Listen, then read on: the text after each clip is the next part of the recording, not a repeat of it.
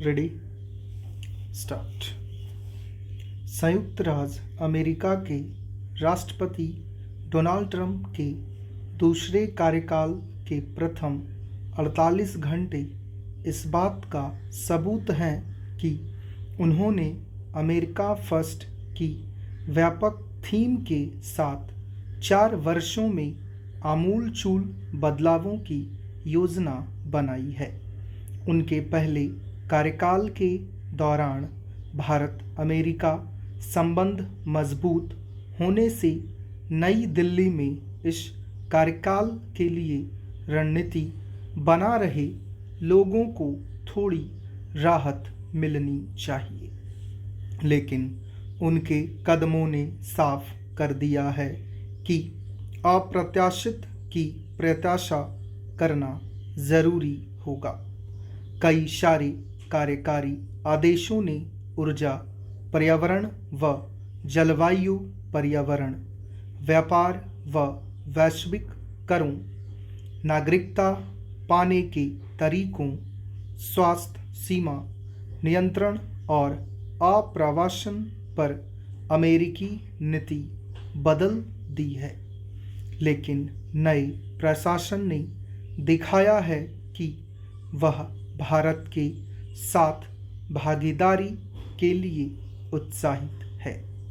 शपथ ग्रहण समारोह में अन्य क्वाड विदेश मंत्रियों के साथ आमंत्रित भारतीय विदेश मंत्री एस जयशंकर पहले विदेशी मंत्री थे, जिनकी नए अमेरिकी विदेश मंत्री मार्को रूबियो के साथ अकेले की द्विपक्षीय बैठक हुई। उनकी बैठक का आधिकारिक ब्यौरा और क्वाड विदेश मंत्रियों का साझा बयान यह साफ करता है कि दोनों पक्ष हिंद प्रशांत साझेदारी, चीनी कारगुजारियों को लेकर चिंताओं, महत्वपूर्ण एवं उभरती टेक्नोलॉजी पर सहयोग, रणनीतिक व रक्षा संबंधों पर एकमत हैं। इसके बावजूद ट्रंप रूबियो की घोषणाओं ने खतरे की घंटी बजा दी है, खासकर व्यापार, आप्रवासन और जन्म के आधार पर नागरिकता के निरस्तीकरण को लेकर। व्यापार की बात करें तो भारत टैरिफ संबंधी घोषणाओं के पहले चरण में नाम लिए जाने से बच गया है, लेकिन उभरती अर्थव्यवस्थाओं के समूह ब्रिक्स के सभी सदस्यों के खिलाफ ट्रंप की 100% टैरिफ की टिप्पणी से संशय और एक संभावित बाजार प्रतिक्रिया की स्थिति पैदा हो गई है। अपने पहले कार्यकाल में ट्रंप ने भारत का जीएसपी दर्जा वापस ले लिया था, जिसने भारतीय निर्यातकों को प्रभावित किया। आप्रवासन के विषय में उन्होंने सीमा पर आपातकाल का ऐलान किया है।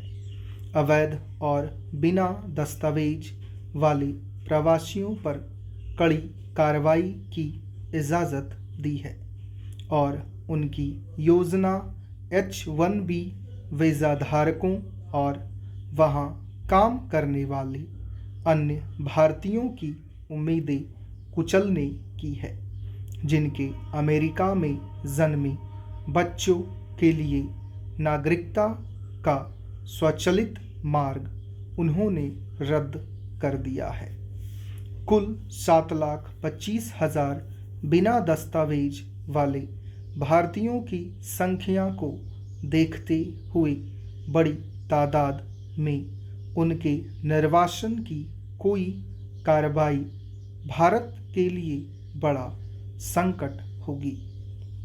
इसकी शुरुआत निष्कासन के लिए अंतिम सूची में शामिल लगभग 18,000 20,000 भारतीयों से हो रही है।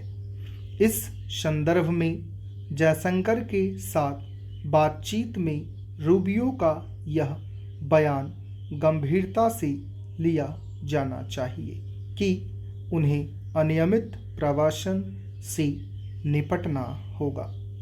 अमेरिका में निवेश, अमेरिका में लोगों को नौकरी देने और अमेरिकी ऊर्जा खरीदने पर ट्रंप के जोर देने को भी इसी गंभीरता से लिया जाना चाहिए।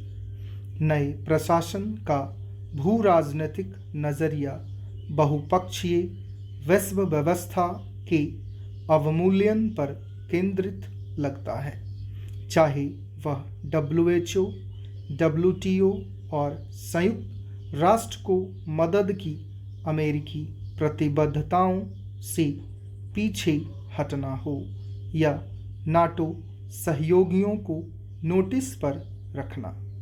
इन संकेतों के मद्देनज़र नई दिल्ली को एक ऐसे अमेरिकी प्रशासन के लिए तैयार रहना होगा जो भारत की चिंताओं को लेकर विशेष संवेदनशील नहीं होगा या जब तक उसे अपने लिए फ़ायदा नहीं दिख रहा हो वह भारत के विकास में तत्पर सहयोगी नहीं होगा।